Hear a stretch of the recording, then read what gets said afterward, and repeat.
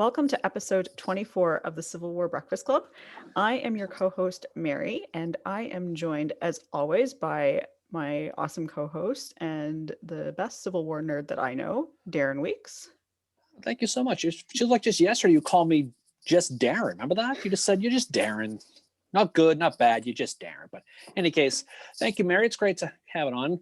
And today's this very special night for a lot of different reasons. We are going to talk about something we've wanted to talk about for a long time, which was the early days of John Wilkes Booth, right? An interesting topic. We're going to talk about this. And we're not going to talk about the assassination. We're not going to talk about the escape. We're not going to talk about how we lived to get to eat in Oklahoma. We're not going to talk about any of that stuff. We're just going to talk about some of the early days. And as much as people were surprised at what happened, the assassination shocked the whole world. Some of the people closest to him were also surprised. So just some of these quotes. Kitty Brink, a wardrobe assistant at Ford's Theater, said he was nothing like the terrible deeds he did suggest. Actor John Matthews said a most winnable, captivating man. L.J. Ferguson at Ford's Theater said a marvelous, clever, and amusing demigod.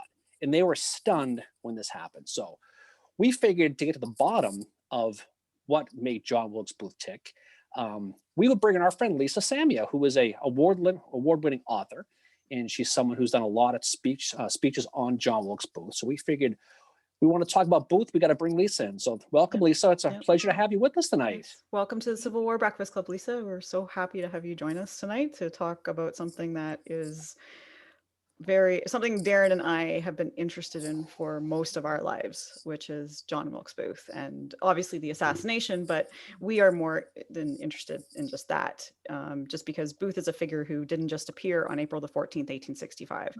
There's a story there that I think to understand the assassination, to even understand Abraham Lincoln better, and even the Civil War a little bit more, is to know Booth in his early days. And we are obviously going to also talk about his sister Asia, who he was incredibly close with.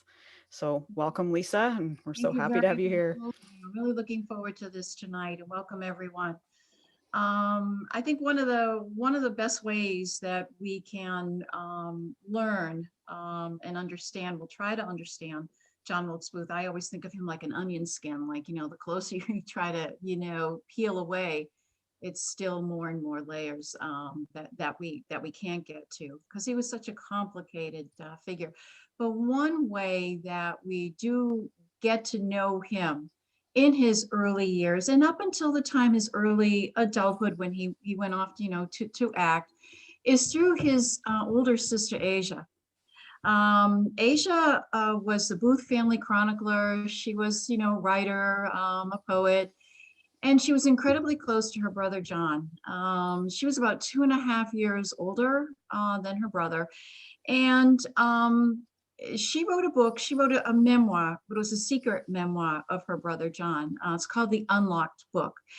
And she wrote it in secret because in 1868, she and her husband, John, had left the United States. They moved to England. The assassination was so terrible. And so she wrote it in secret. Her husband, John Sleeper Clark, blamed John for all of his problems. And here it's almost like, a light is turned on, in the Booth household, and that we get to see him we have to remember too, that this book is from recollections. This isn't a day-by-day diary account. These are her recollections, her memory. She wrote it in 1874, gave it out of the family, but it wasn't published until 1938. And in this book, like I said, we do have a very good picture of John Wilkes from his sister Asia, growing up in the Maryland countryside at Tudor Hall. That was the family home, built around 1851, 1852 by their father. Unfortunately, he passed away in 1852 and did not live there. But we see a picture of both of them actually growing up in their teens in the Maryland countryside. So it's a very, very important piece that we have to learn about him as a family member and how he was growing up. Yeah, I think a lot of people think of Booth, they think of Edwin, they think of people like that. I don't think a lot of people even heard of Asia. And the ironic thing about Asia is it was without a doubt, realistically, the closest person John had growing up with. You know, you Right. mentioned the fact that his father died when he was relatively young, 1852, kind of a loner a little bit. He was very headstrong, very stubborn. Took him a little while to learn, but when he learned it, it was like a vice in his head. Right. Very opinionated. And Asia always seemed to be that rock, that one that it seemed like that was the one bright spot in his life. You know, we talked before about some of the, you want to say he was born under a bad sign, but his mother had that premonition about him, Correct. right? Yeah. When he was young, that I think he was 6 months old, or that she felt that he was going to just live a very dark life, and then as he gets older, he has that experience at school with those gypsies, right? Yep. Where he's told he's going to die young. He's told that he's going to basically it's just going to be a very dark life for him. Mhm. And I think he was always felt like he was one step behind. And I think he had this feeling of darkness that seemed to surround him. But Asia was the one light in his life that seemed to always kind of cast and kind of guide him on that right direction. He kind of went off in the wrong direction, as we'll talk about. But I think people need to realize just her importance. I mean, she's born 1835, and her life is just as tragic in a lot of ways, right? That's what was, also, when Booth assassinated the president, he assassinated more than just the president, obviously, who kept the Union together. He assassinated Mary Todd Lincoln's husband, their children's father, but he destroyed the best chance of the South, for Reconstruction. So, but okay, we know all of that, right? But Right. what happened to the Booth family? What happened to Asia and the type of life? We'll get into that, I guess, a little bit later. But what type of life, she had, and how tragic her life ended up being as well. Not only just, dying out besides that, but all the tragedy that surrounded her life, unfortunately. The thing that I picked up from just reading Asia's book is that, definitely this closeness, definitely the rock. Darren has referred to her as the anchor as well, but also just that it was kind of like a them against the world sort of thing. It was always them together.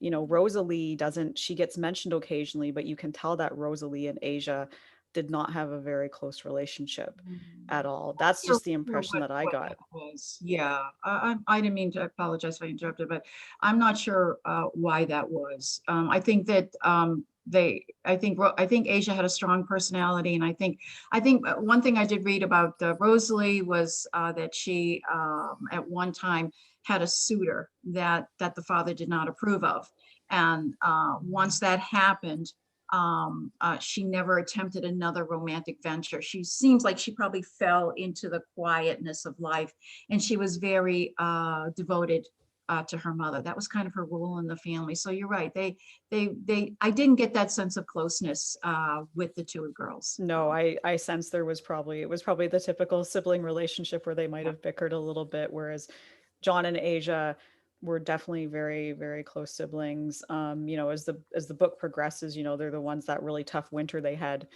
They're going out to check the animal traps together, and it almost seemed like they were the two that were looking after the family in some respects. Yeah, and you talk about just some of the problems they had. I mean, certainly they're a famous family, right? You hate to say it, but they're like the 19th century Kardashians in a way. Everyone knew who they all were. They lived in a fishbowl. They were looking, every chance that someone took to take a shot at them, they would. I mean, Junius Brutus Booth, he was someone who was, he was like the modern day Axl Rose on the stage. Sometimes he would just flip out, yell at people, not come on. Suffered through melancholy. His son Joseph had to eventually tour with him to make sure he got there. So you think about the difficultness it must have been growing up. Then, as they get a little bit older, the secret of Junius comes out, which is going to be a devastating thing for that family when Marie Christine Adelaide Delanoy shows up, who had been allegedly was married to Junius 25 years prior, and he never divorced her. He comes back and he ends up marrying Marianne Holmes, and she shows up and starts causing all kinds of problems with the family. Right when, John Wilkes is 9 years old, this is all hitting a celebrity family all at one time at that age. Correct, correct. So what happened was in about late 1846, early 1847, the appearance of Adelaide Delaney Booth in Baltimore. The Booths also had a Baltimore City residence along with Tudor Hall. They purchased that in 1845, and they had a son. Junius and Adelaide had a son, Richard. And he told his mother, he says, he has another family. There were 10 children, 6 of which survived to adulthood. And so she comes and she's like, excuse me, we are married. And that was an unbelievable event. She just leapt at Marianne. And from what I understand, one of the things that came out, and it was a quote, I believe, from the Baltimore American, that when Adelaide saw Marianne she would go to sell her vegetables from the farm. She would be in the stall, and Adelaide would just attack her, call her all of these terrible names. This was a very, very public and humiliating thing for Mrs. Booth to go through. But it also said that she would also call whatever child was with her a bastard, right? So just do the math in our heads a little bit, right? What child or children would have been with Marianne? Would she have taken Rosalie or Asia? Would she have taken the girls? No. More than likely, it would have been either John and or Joseph, his younger brother. Mary, you want to handle this math question, by the way? You want to jump in on this one? She's not good at math, so you can't say the M word. I'm sorry. I can't imagine though how it definitely, I think definitely John or Joseph, but for John, he being 9 years old at the time, to hear that, what that would have done to a kid, especially. Well, I think this is, again, my opinion. What I've read from history is that John's older sister, Rosalie, when John was 20, told him what that was all about. I just question that because, again, we're talking a celebrity family, right? Let's go back to that. Okay, we'll call them the Kardashians. I don't really know a lot of the, big Hollywood acting, people or whatever, but like a superstar family. And then all of a sudden they're shuttering these kids. These kids were not stupid, okay? And if he was exposed to that, how did that affect him in a subliminal way in his attitudes towards women, in his attitudes towards men? Again, Darren and Mare, the incident at Tudor Hall when he was, I think, probably maybe 14 years old, 15. They had an overseer. He was overworking the animals. And, I guess Mrs. Booth said something at the time. And this man, this George Hagan, was furious. And, he ignored her, whatever, and called her, some kind of name. And then when John heard of it, he went after the fellow and he clubbed him, I guess, with a cudgel or something. And you have to think, and I think, where is that coming from? Okay, there was no ladies at Tudor Hall. It was an insult, but his reaction was so intense. And then let's look at his attitude towards women. Again, if we went through all the girlfriends and everything, that would be for a whole other lecture. We're exactly. I mean that playboy mentality, and the overprotectiveness of his sister Asia and his mother and his other sister. But especially when Asia was getting ready to be married, and what John said to Asia prior to her wedding. Just remember that, your name is dower enough for anyone. Remember, you could be a professional stepping stone. He's telling his sister, this guy is NG. This guy, He's just in it to win it. You know, he's in it because of the Booth name. Later on, John Sleeper Clark, Asia's husband, and Edwin are partners in the theater and managers.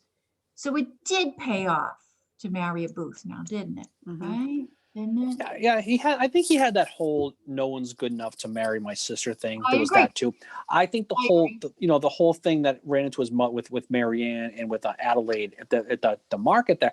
I think it gave him a protection of females in his family that it's stuck with. It almost became like his core, right? So when you see these stories of the kids growing up and they're running around playing in the snow at Tudor Hall, the incident with George Hagen that you mentioned.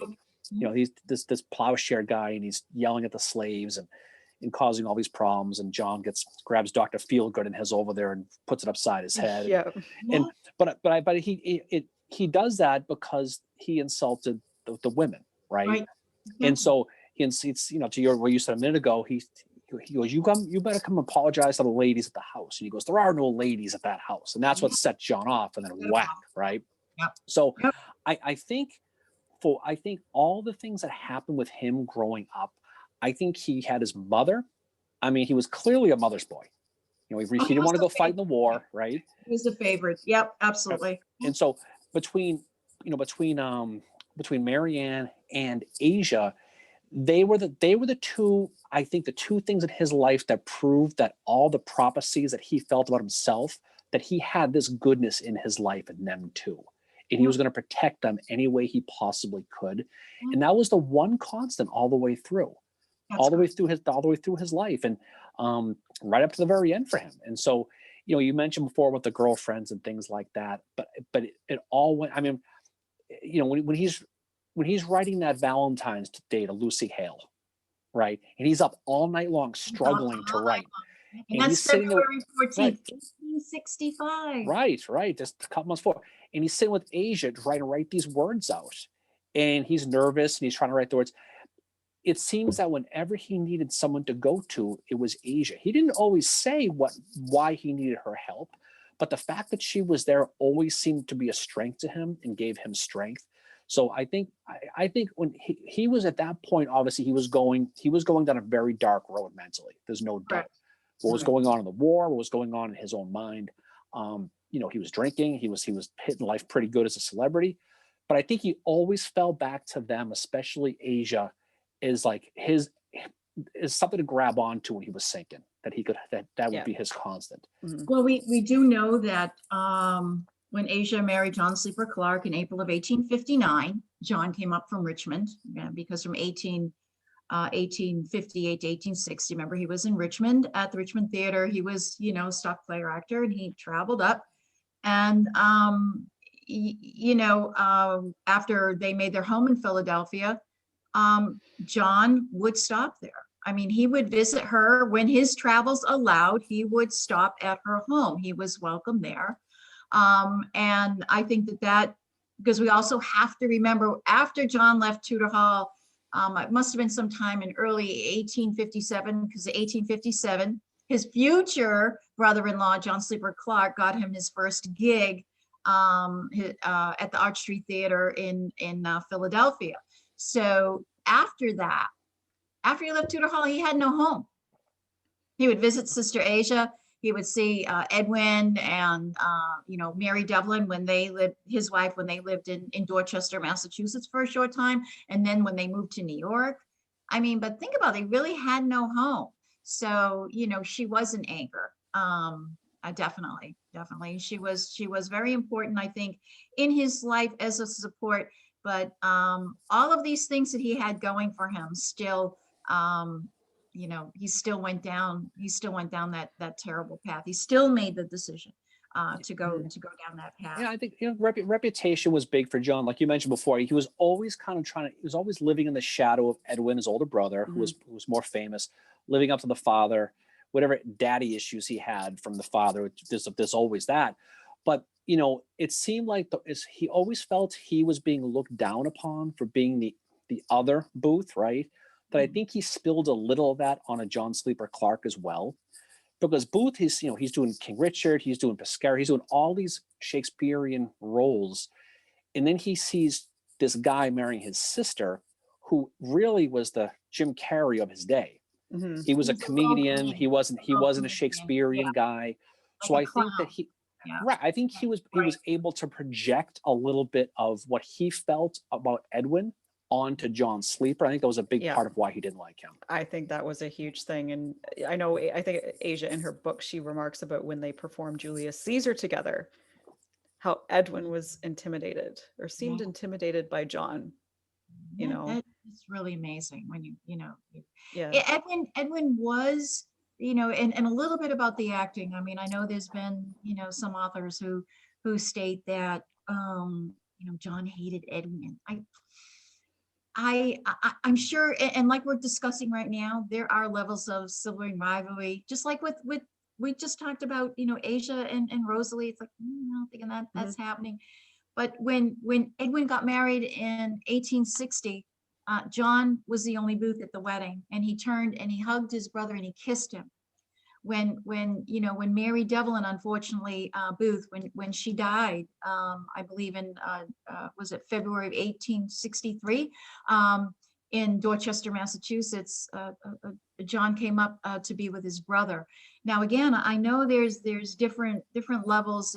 People said the course was set, and and this. I look at a family member who has gone through, who was at a wedding, and that's a beautiful time for a family member. That's the best of times. So he was there for the best of time, and then he was there for the worst of time. Well, they were rivals. Yeah, I mean, Edwin voted for Lincoln, and Booth, as we know, from day one hated Lincoln because he didn't believe in. Well, I think you mentioned like Edwin. He was someone who I think challenged himself more as an actor because he performed more in the North where the name wasn't as famous. Right. Whereas Right. John loved Richmond because everyone knew who he was. He was in front of the home crowd. You mentioned he went to boarding school with Fitzhugh Lee, with a lot of those Southern planter those rich kids. Right. So you can see how St. Timothy's, yeah. And you can see how all the time he spent in the South, he really felt. You could picture him getting on stage in Richmond. The crowd is cheering, yelling for his name. Back then when you went to a theater, it wasn't like you just sat there and watched. You participated. They were yelling back and forth, and you could see that he was on top of the world there. So he really fell in love with the South. And so as the Civil War began and continued, he took a personal ownership. And as he saw Edwin more towards the North, like most of the Booth family was, I think whatever divide they had was exacerbated because I think he saw every flaw between him and Edwin, and he put the politics into it and used the politics as a wedge. And I think that was probably the biggest thing. I think by the end, when he saw Edwin, he almost saw Lincoln at that point. He saw he saw somebody with his name representing the antithesis of everything he believed in. And I think that was a big part of the issue with Edwin going forward too. Mm-hmm. Besides just the sibling stuff, I think that stuff always going to be there. Yeah, I mean, their style was so different. It just was, as John Wilkes Booth was known for his swashbuckling and his sword fights, and that very, very intense. And it was said that when he would finish a play, he would just like lay like this and like he just back and like you couldn't get up for 10 or 15 minutes because he left it all on the stage. But he was very, very physical. He spent a lot of time honing his body, and in today's vernacular, we probably call him a gym rat, right? But it paid off. I mean, it was like he's quick as a cat on his feet, marbling the audiences. And Edwin, I don't really hear or have read so much about that type of acting. So in that respect, they had, I think, very different approaches to their roles and how they acted. So, but it's interesting. You mentioned the wedding, and they were still amicable. November 25th, 1864, they performed together at the Winter Garden, New York City, to raise money for that Shakespeare statue that's still there. You can go still see it, Mary. If you want to New York City, you can go see the statue that the Booth brothers put up. But I think there's a lot of stuff that they kind of came together. But at that point, I think the die was cast with a lot of things with John. I think all the issues that popped up throughout his life, the ball was rolling. The politics were definitely coming into it at that point. And as the war went on, it is said that he said actually that he did not join the Confederacy because of a promise he made to his mother. She would not give him her blessing to enlist. She would not give up this son. This was her favorite son. Mrs. Booth had buried 4 children, 3 in 1833. Oh, that must have been unbelievable. And 1, I believe, in 1836. These are all before John was born, of course, but she would not give up this son. She said no. But we do know from Asia that he was a smuggler, for quinine and things like that. But that was very interesting. I mean, I kind of go back and forth. He was so strong-minded and he was so intent. I could see him as a cavalryman, because remember, and he was an expert horseman. You could see him that way, but he didn't. And I still, and he says it's because he made a promise to his mother. I Yeah, think I- that's Guys, think probably, about that. What do you I think? mean, my opinion of it is that I think that's very much the case, that it was the promise he Okay. made to his mother, and he struggled with that. He struggled with it quite a bit. And so that explains the blockade running, the drug smuggling, all the other stuff in ways that he could somehow participate in this cause that he believes so strongly in the South. But because of how he felt about the women in his life that he was closest with, his mother and his sister, he was not about to wrong his mother in that way, knowing that she would not give her blessing. And I think he struggled with that. And I think that led to a lot of what is happening to him at the end of the Civil War, especially with the fall of Richmond.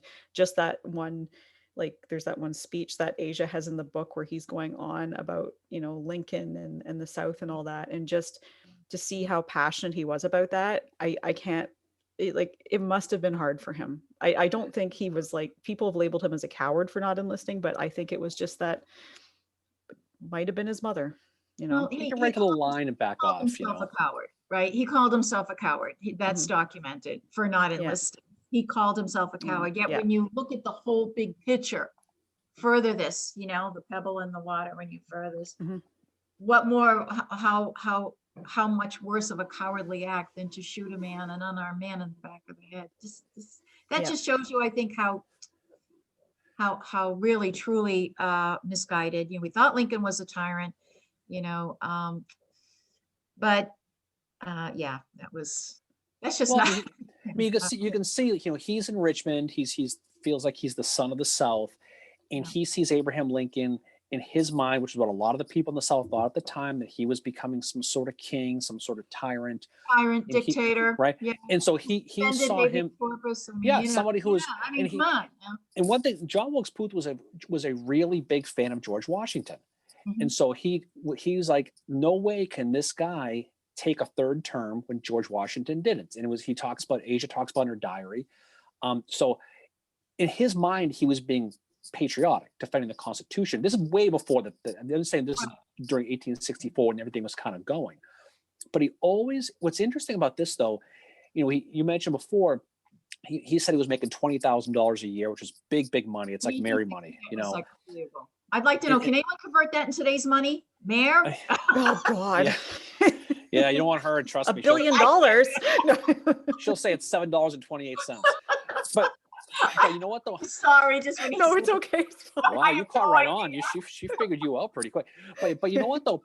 What I always thought was kind of funny though is this is a guy who was making big money, and people would show up at Tudor Hall looking for Dr. Booth because they were trying to sneak quinine through the lines, and so he was somebody who was a smuggler, but still protected his mother. Isn't it funny how different he ended up being than John Surratt, who was also a smuggler who went against his mother? Yeah. Yep. How it's a 180, how funny that is sometimes. I mean, they wanted him. They took her Right. instead. They wanted him. They took Because he's hiding up out. He's hiding in my country. Yeah, thanks.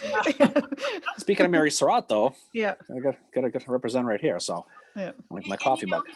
His name, John Wilkes. He was named, we believe, by his paternal grandfather. That is, that Wilkes name, that John Wilkes. It was for the English radical and politician. And he said he grew up very proud of that name because it meant liberty. So, I mean, like you said, this is from the time he was, very young. Yeah. But he always, I keep going back to the whole gypsy thing. And I know some people think that's kind of overrated, but he talks about it. He And gets to be he had that paper in his right. pocket. It was He crumbled did. and well because he kept opening it and reading it, opening it. And he told Asia, early teens, he says the gypsy said I was to have a grand life, no matter how short it was to be grand. Yeah. So he kept going back to that. So for him, it was almost like a self-fulfilling prophecy he had, that he had a short term to whatever he thought was going to be what was going to make him famous, whatever was going to be acting, whatever was going to be. I think he always knew he had a short time. And I think he kind of played into it himself a little bit psychologically. But he still had Asia as his backbone, and it kept going back to her. And that was his reality. Whenever he got drifted, she'd pull him back into reality. Well, when at the time of his death, as you know, he had a gold medal on his neck, and it was Agnus Dei, which is Latin for Lamb of God, right? Now Asia converted to Catholicism when she attended the Sisters of the Carmelite Convent in Baltimore, Maryland. She converted, and it's to wonder. And I know, Darren, you and I kind of keep going back. Who really could have given that to him? History gives us no clue. History doesn't tell us who gave him that. But I know that you have a very strong sense if you believe it was her, it was Sister Asia, to protect him. I think like we were saying the other night, I think there's obviously no way to prove that, but it just seems that there's no such thing as coincidences in life. There really aren't, No, there isn't. He was someone who was not he was not a church going person. I mean, he's like Mary in that regard, isn't, burst into flames, she walked into a church. But I think what happened was, she became Catholic. And I think what happened was, I think that was his way of knowing that she was going to be with him. And I think he knew that from April 14th on, that was going to be the end of his life. And that was his lifeline to her, even though he knew he'd never see her again. So in my opinion, because why else would he wear it? Where did he wear it? That's the whole thing that doesn't make any sense. Well, at the time of his death, he was secretly engaged to Lucy Hale, right? Abolitionist daughter from senator from New Hampshire. Right? From the awful state of Connecticut, by the way. New Hampshire. He's from New Hampshire. Oh, whatever it is, all the same. Connecticut. Some Massachusetts. I definitely do agree. I don't want to take a shot at Connecticut, but I definitely do agree with the two of you that I mean, yeah, it's one of these things in the historical record that we don't have the facts, but sometimes you have to read between the lines. And I think it makes the most sense that Asia would have given him something like that, and that he would have worn it, because she's his rock. So that's the lifeline. And I mean, he knew by, either very late on April 14th, 1865, or the early morning hours of 1865, that was it for him. He only had days, maybe weeks left to live. So I think, and I don't think I don't know, Lucy Hale, I don't know that she would have given him something like that and that he would have worn it. I think it's more coming from Asia. Well, he had 5 photographs of, visiting cards of 5 ladies. One was Lucy. That's your one and only. What are you doing with all the other ones? I know. Yeah. If you take that out of the mix, then this is a very personal thing on your neck, right? Yeah. So he was, saying he loved Lucy, and again, this is not for me to question or quantify or anything, because matters of the heart are matters of the heart. That's it, right? But dig a little bit deeper, and for something like that on his neck, why would he have had it? It's a Catholic medal. I mean, I don't know the denominations of the other ladies, and again, it could have been someone else, but I really like the way you guys think of that, because a lot of my lectures, I always say, mindful, it's never just words on a page. So when you look into that and you look at their relationship, I kind of like your argument, or your thought process to get to that. When you're in your toughest, worst situation, you always want to have some kind of anchor that'll help you, no matter what it be. Some people use religion, some people use alcohol, whatever it is, right? You notice they do. I mean, but you just want to have whatever it was the most important thing at that moment in the most important time. For him, it was that medal, right? Because he didn't give it away. He didn't try to do anything. He didn't try to trade it. He had it on him the whole way.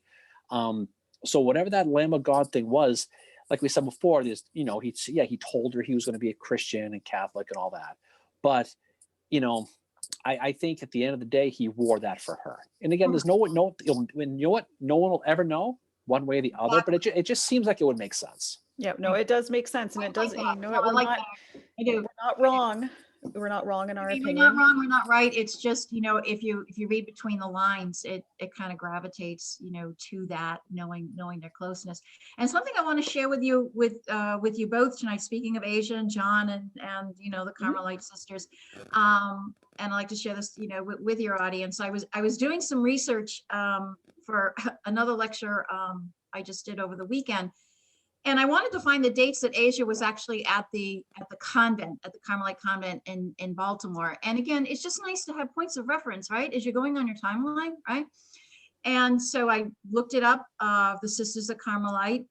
They have a website, and I'm like, oh, this is cool. And they have their archives. So I'm popping in Asia's name, try to find the dates. Can't find the dates, but I can read you from the Archives of the Sisters of the Carmelite in Baltimore, Maryland, correspondence by Asia Booth Clark, 1865, 1875. And it goes from also, it says here, September 5th, 1868 to March 22nd, 1875. And I'm going to read you what was on the summary page of what I understand are 3 letters written by Asia Booth Clark while she was in England to a former teacher. And I'm going to read you a summary paragraph.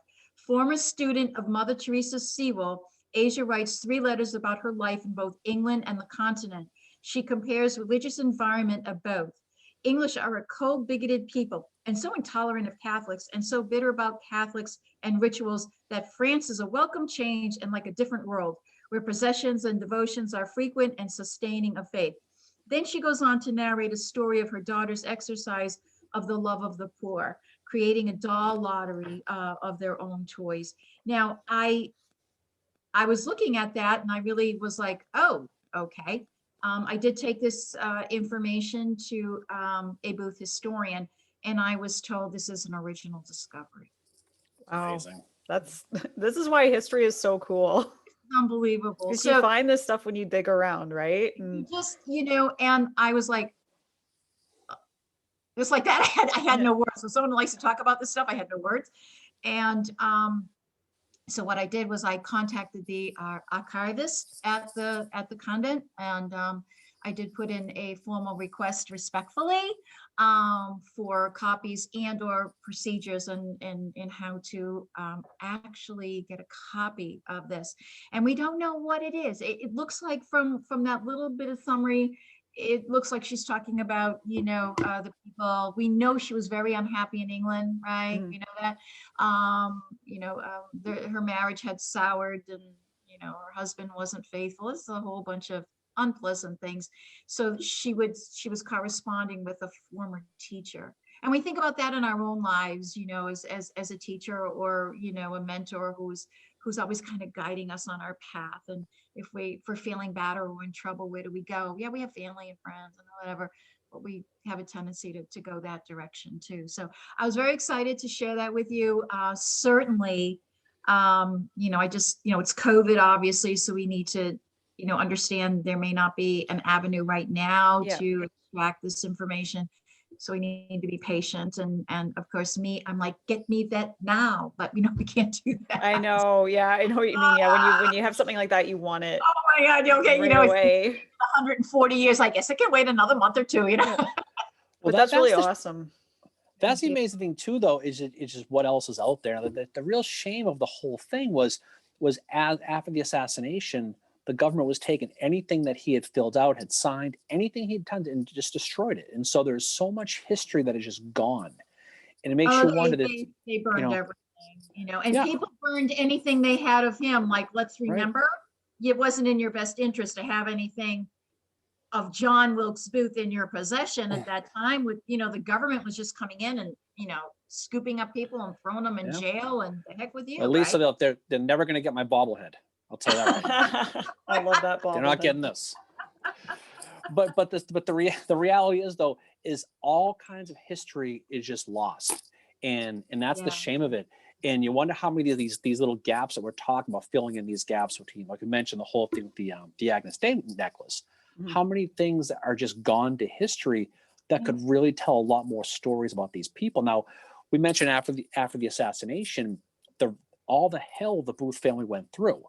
Yep. Edmund would tell Asia, John is dead to us, consider him gone. You had all the issues over in England with Sleeper Clark, with Asia, fighting the ghosts. There's that story where, their son was about 10 getting teased in England about Uncle Right. John. And that's how he So found out about the sad. assassination the first time. And So she it was haunted so them. bad, she couldn't deal with it. I mean, it's terrible, she couldn't deal.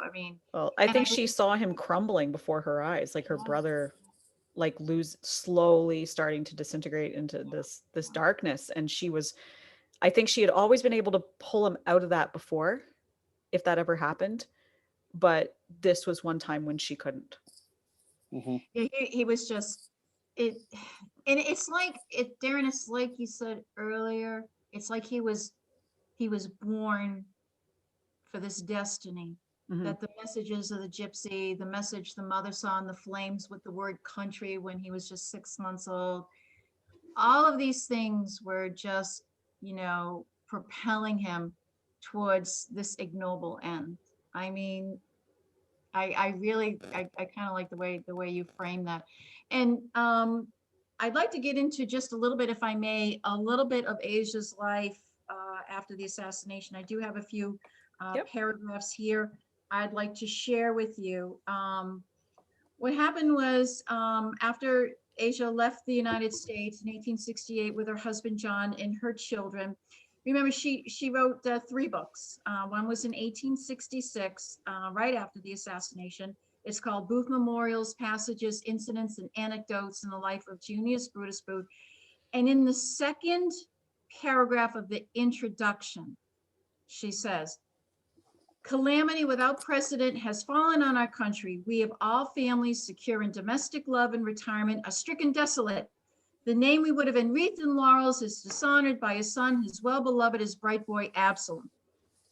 Asia's talking about the reference from the Bible of King David's son, Absalom. It was his 3rd son, his favorite son. John Wilkes was the favorite son. He was also the 3rd Booth son. The story of Absalom is that not only was he the handsomest man in the kingdom, John Wilkes Booth was considered the handsomest man in America, right? Probably a People cover magazine now, He, in fact, rose up against his own father, tried to steal his kingdom, whereupon he wasn't successful and he ended up destroying himself. It's, again, this was put in the second paragraph of the introduction. And I believe that she put it there on purpose, not to be missed, stating unequivocally the author's pain. I mean, it's in the introduction. You know how you open the book, we say, okay, it's like right there, even before she starts the book. And she talks about now in the aftermath of the assassination, she said it was like the days of Bastille in France. People were being incarcerated. Someone sent up by her servant, this is when she was in Philadelphia, that the announcement that on hearing the news, Mrs. J.S. Clark went insane and she was in an asylum. She says, the tongue of every man and woman was free to revile and insult us. She says, every man's hand was against us.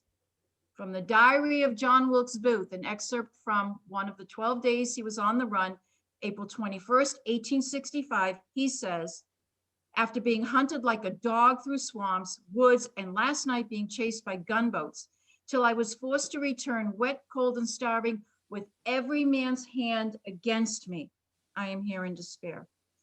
Asia, in her book, the Unlocked book, she goes on to talk about Edwin Booth, and she says that her husband Clark was going to dissolve the partnership with him. Remember I said earlier they were partners and managers. And she said, well, this was a generous offer made when Edwin Booth, had all the world against him. Okay, so let's just take a look at those three phrases. Interesting. Every man's hand was against us. This is Asia in her book in 1874. With every man's hand against me, John Wilkes Booth, April 1865, and all the world against him when she's talking about Edwin. That again is, from 1874. It's interesting that John would use this phrase in his diary. Okay. And it's interesting too that in 1874, she would use two variations of the same phrase. Again, when I give these lectures or these talks, it's never just words on a page. Remember, we were talking about reading into the honesty. I wanted to look a little bit deeper because those phrases called to me as I was looking, they just kind of jumped out. I thought perhaps it came from Shakespeare, but it actually comes from the Bible. From the King James Bible, Genesis chapter 16, verse 12, it reads, and he will be a wild man, his hand will be against every man, and every man's hand against him, and he shall dwell in the presence of all his brethren. The King James Bible was authorized for use in the worship of the Episcopal Church. The Booths were raised Episcopalians. Perhaps it's a coincidence, Darren, we don't always believe in them. Mayor, you don't either. That both the brother and the sister would use a variation of this phrase in their writings. I have come to understand it was a commonly used expression. I didn't realize that till I got a little bit deeper, but I found it really incredible that it was used during times of great despair for both of them. Mm-hmm. Right? Another common allele that this brother and sister share. I wonder how many times they may have said that phrase because they obviously felt like they were alone. I was just growing thinking up, that, like, how many right? letters don't we have from them where they wrote that to each other if they were corresponding that way, or they were sitting together on that, like they always seem to sit on a porch swing when they And like maybe he wrote that in his diary to let her know that he was somehow okay. I wondered about that. Now, see, that was the other thing that Yep. was the other thing. But here's the question.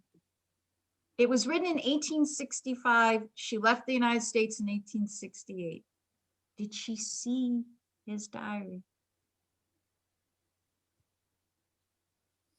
Yeah. Yeah. Yeah, there you go. Never. I mean, who knows? I mean, that's those historical gaps we were talking about. Those things that we'll never know. But it's fun to speculate, though. We, Mary and I talk about the what if thing all the time with the history stuff, with the war and the battles. And this is a good one too, because you wonder just how much, they're almost like twins in a way. They kind of thought a certain way, like you kind of picture them just thinking the way they did. So you wonder how much they would have really felt akin to each other, and how many things they did that we just don't know about as far as just the mental stuff. And they definitely have a bond. Yeah, they definitely have a very twin-like bond. I think they could read each other very, very well. I think that it's interesting too that if you notice in the book and in the here's the actual, I was going to show your audience here. Here's the actual Asia Booth Clark book, The Unlocked Book. This is the 1938 version. And this is the current one that we have. This was an edited version by Terry Alford. This is the one that we can all grab and read.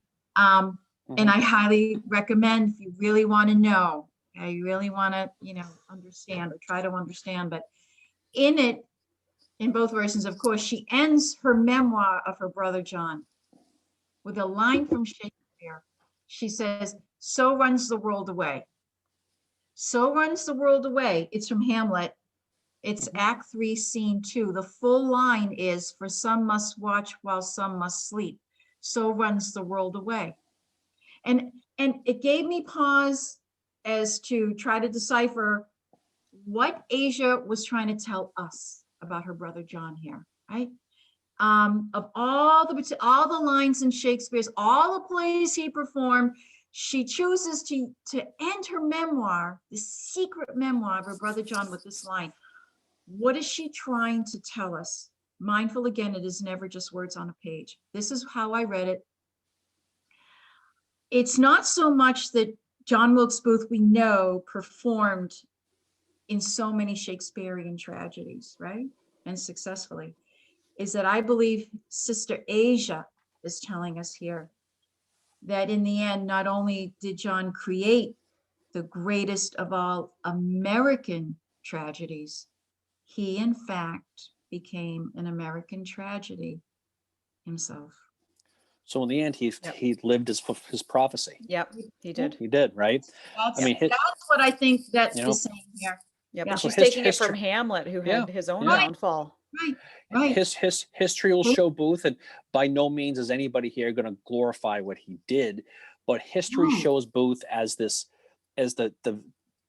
perpetrator of the worst crime in American history. Correct. And that's right. how history, and that's justifiably so. Justifiably But how it, yeah. Right. But I think as you dive into someone like him, you find out that the number one fabric in his life was his fondness to protect the women in his family. Mhm. And the two biggest anchors in his life, despite all the womanizing, was his sister and his mother. And Mhm. everything he did growing up was for them, and to base and try to outlive this thing that he Yes, had, that this this prophecy. darkness that he was trying to live with. That he was heading towards. Yeah.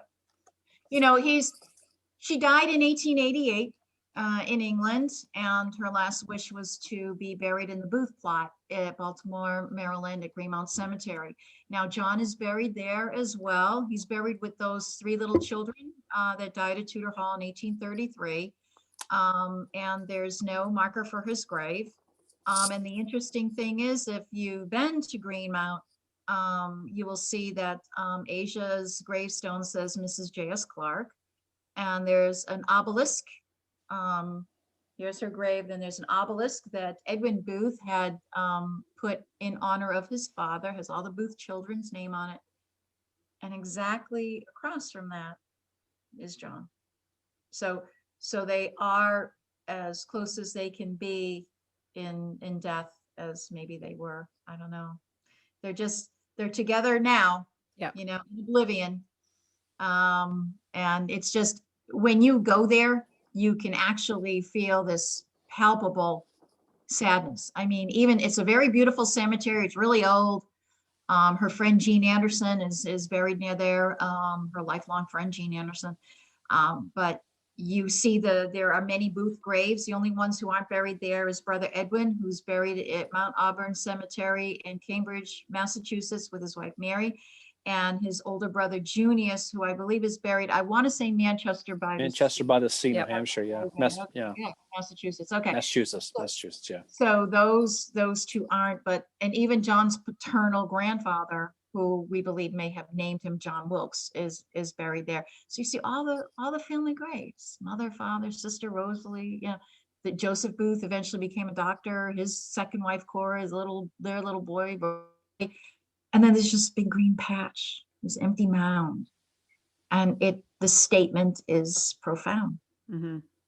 And it's an ignoble end for a terrible deed. So that's just, that's it. I mean, Certainly is, but it's a that's fun what study history- though. It is. That's what history, that's where it led us. Yep. It was horrible. Yeah. So even with all of this information that we have, we still go back to that point of reference. It was a hellacious American tragedy. So Yeah, for everybody involved, I think, you know, it's not Everyone, like like I Mary said, Lincoln losing her country, husband and yeah, the kids in losing their Asia. father. Yeah, I mean, like I said, her life in England was terrible. Her husband, they became a little more estranged, and he led a separate life. And she was writing to her friend Jean Anderson, and she said, clearly not in jest, she only married John Sleeper Clark to please her brother Edwin. Ooh. Yeah. John knew that. Yeah. That's why he said what he said to her. You're a professional stepping stone. You know And that. just what Edwin went through too, you know, just that they were painted with this brush for so long that the family is now tainted, and it's just such a, you know, but as Darren said, it's a fun study. It's something I've always enjoyed looking at Booth beyond just the assassination, to figure out why, you know, who was he and what led him to those events. You know, the thing is that we don't have any more answers now, do we, after discovering mentioning this, that we because that's just one of those things, but it it kind of begs that question to go back and say, I wonder what's in those letters. Yeah. Yeah. I go down there and get them. Oh, well, hey. So stay tuned, guys. Stay Yeah, tuned. we're looking tuned. forward to that. That's That why is, oh history is my. so good. Like when you find a discovery like that, it's It's unbelievable. It just shows you it's there. They're there. I mean, not all of it, but be interesting. Yeah. Even if you mentioned your brother John, you'd be like, oh my God. Wow. But Yeah. enough to be able to try to fill in the dots a little bit, paint in the fill in the blanks, and just try to guess, and just try to wonder, what we know, the dynamic. And like we said before, studying him is an interesting. It's a true American tragedy for so many people. You go back to Harry Rathbone, Clara Barton, Clara Harris, all the people that were affected, and you can make a case that more than a case that his actions on April 14th to this day affect this country.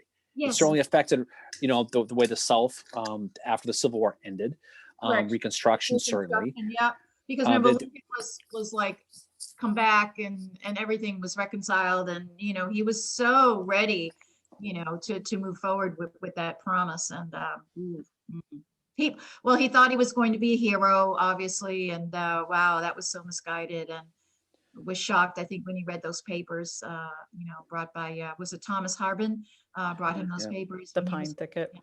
Yeah, when he was in the Pine Thicket. You always wonder if he had one of those "holy crap, what did I do" moments at some point. I think he had it at Dr. think he did. Mudd's.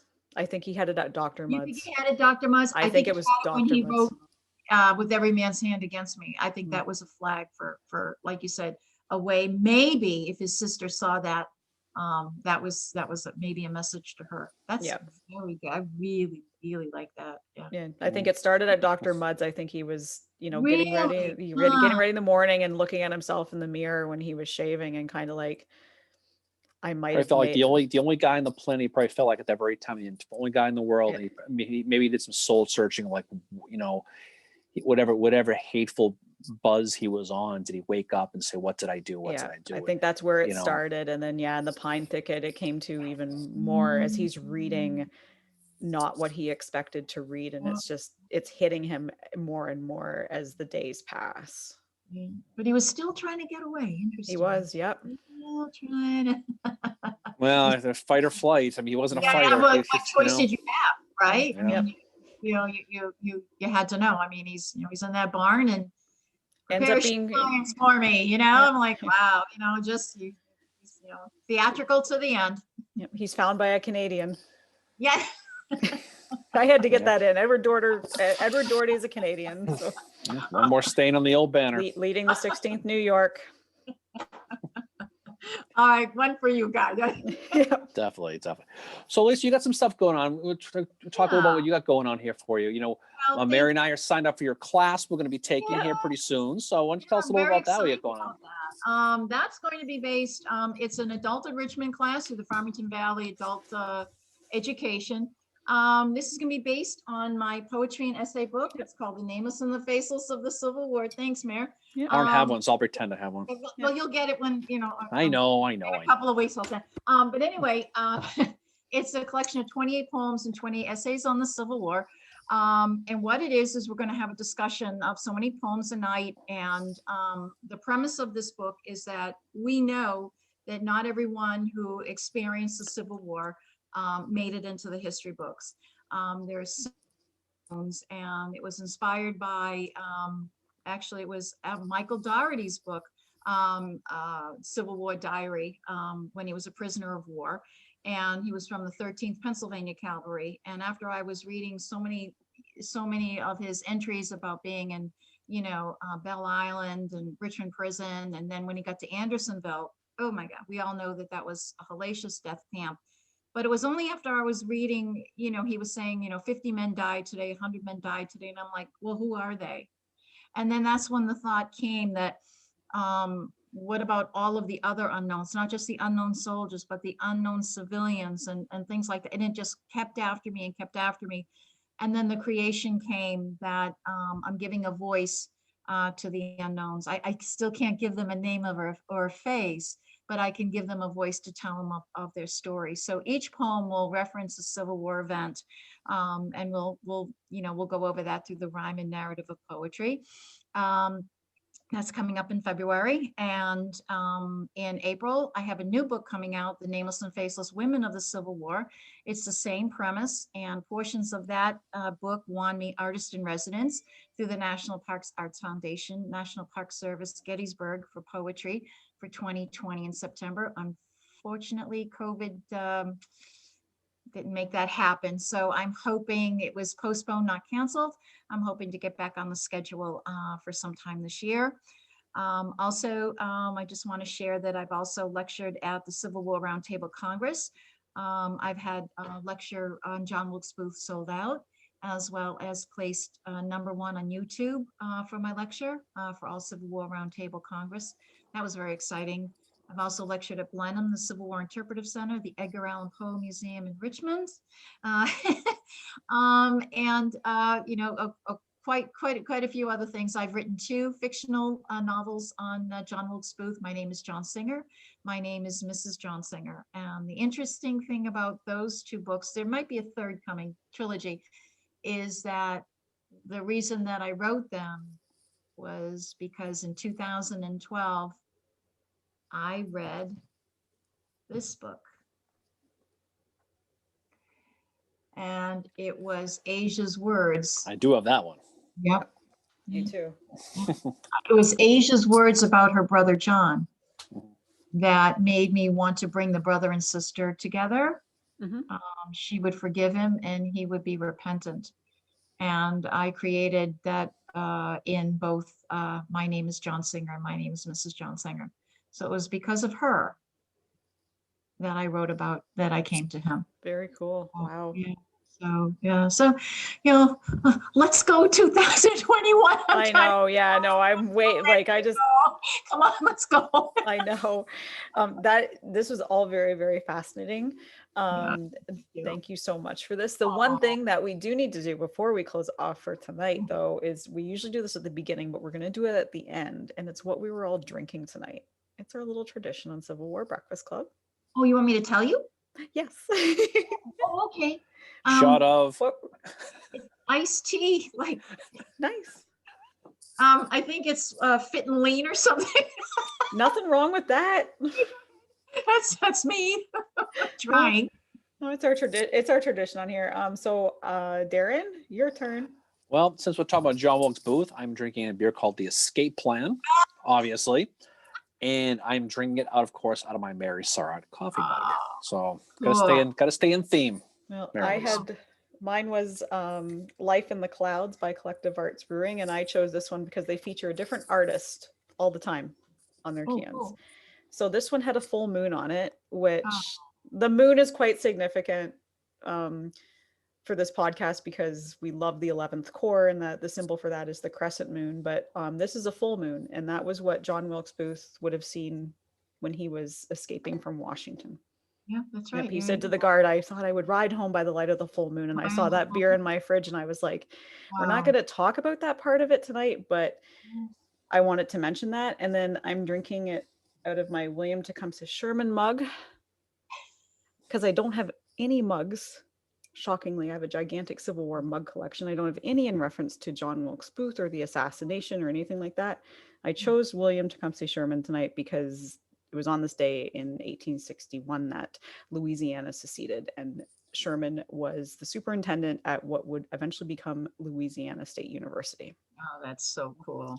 Excellent. And of course, I got my bobblehead. Yeah, and we got our mascot for tonight too. Do I get a parting gift? Do I? Yeah. Well, this one doesn't have a broken leg, so it's not legit. So this unfortunately, make sure it's the left leg, right? Yeah, exactly. Yeah. Firm and steady. So that's pre. But anyway, Alicia, yes, thank you so much for coming on. This was awesome. I hope you enjoyed it. I did. I hope you guys did too. I hope your audience does. Hope we all come away learning. That's what it's all about. No, that's what we want to do. We wanted to get away from the one thing we like to do in this podcast, and this kind of goes back to you telling the story of these unknowns with the poetry. we like to tell some of the lesser known stories on this podcast. So that's why we've went into battles that are, like Stones River or the Mud March, that are kind of these footnotes in history. And we also try to tell the stories of the men that might not have the voice in history as Oh, well. you're gonna love the class. Yeah. Oh yeah. We're Really love really looking forward to it. But yeah, and we just like to make them human and just tell a story so that people can learn something from it. And as we said at the beginning, John Wilkes Booth has been somebody that Darren and I have been studying from a lot of our lives, and not just can the tell. assassination, I can tell. but I can tell. but Your just knowledge base is excellent, both of you. oh, Yes. thank Really. you. You are, I but really we asked appreciate you to it. be on here because you are like to us you were the one that we had to have on. You know your stuff. You are the expert in this, and Oh, goodness gracious. Thank you. yeah, we definitely wanted It to have was you my on. pleasure. I enjoyed you both. The forum is excellent. It's great to share ideas, feelings, and again, it's all about the learning. Mhm. When, we listen to each other, and that's how we learn. You can maybe not, what if, but it's all about the learning. So that was great. Thank you, Yeah. guys. Oh, you're I'll come back welcome. again. Well, thank yeah. Like Oh, I let's said, have it back on. So Yeah, yeah. And no opinion on here is ever wrong at all. Like everybody just, we like to have it as a place that is kind of unless just it's come my on. opinion, Mary, then it's always wrong. Still trying to get me to swear. It's true though. No opinion's ever wrong as long as it's hers. That's okay. End of the story. I said it, but no. So coming attractions like we always do. So we'll be going and talking about secession next week, right? Yep. We'll be talking about that, and so we'll be moving on to this. And then A after couple that, things we are will have our Valentine's Day episode, which will be dating profiles of the generals. of the Civil War generals, which will be Yeah. fun. A fun little little thing we'll do, and we'll be doing our another reminder. The book club is coming. We have a date of March 31st. We'll be doing the book club. We'll be talking about Eric Schleinlein's Black Iron Mercy book. Mhm. So everyone jump on as well. We've talked about that. So any final words from you, Mary? This was awesome. Thank you so much, Lisa, for we've been wanting to do this for a while, and it's great for us to finally nerd out over something like this and to talk about it and to give more of a story to this tragic event in American history, and hopefully get some people. The one thing I want to say is, if you can, get this book. Yep. Get A Sister's Memoir by Asia Booth Clark and read it, because it's going to give you so much insight into who John Wilkes Booth was. It's going to give you a better understanding of the assassination. And if you're someone who studies Lincoln, I highly recommend reading it, because it's going to help you understand him a little bit better too. And just, it's the thing we always say here is read, question what you read, and read even more, and just gain as much knowledge as you can. Yep. Read as many different books as you can. It's everyone's got a different spin. We But talk about this Terry is Alfred's not- book. We talk about Copland's book. Oh, There's yeah. so many books on the subject. And this, this is all there is on, Yep. really on her, right? This is what we have. So, it's incredible. And like you said, it's an excellent read. It's what drew me in 2012, at that time, it was a time when, Civil War battles were coming close to 150. 2015, we had the 150th anniversary. And if you can imagine, I was actually at Ford's Theater for the 150th. I actually got a ticket. That is so cool. I know a few people who were there for that. Oh my God, it was unbelievable. But that she drew me in. So, the fact that there may be, excuse me, there may be letters that I might have inadvertently, or I inadvertently just stumbled upon, just makes it a closer issue for me, a closer sensibility for her and to her. I can't describe it other than that. She drew me in, and now maybe 140 years later, I may have found something or I did find something of hers. Mhm. No, You're right. that's You guys awesome. are right. It's not coincidence. It's not. Mhm. This, No such thing. don't touch it. Right. Thank you. You guys rock. What? Yeah. And one of the book we got to enable Mary's. We got to enable the names and faces of the Civil War. Yep.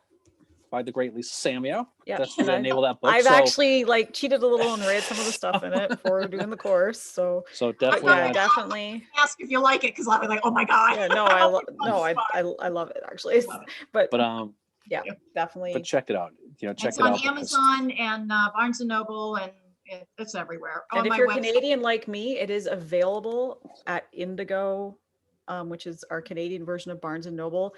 They are selling it there. Amazon.ca was when I couldn't find Lisa, on do you know there, what? it was like, Do you know oh, Amazon? It has 5 stars rated on Amazon.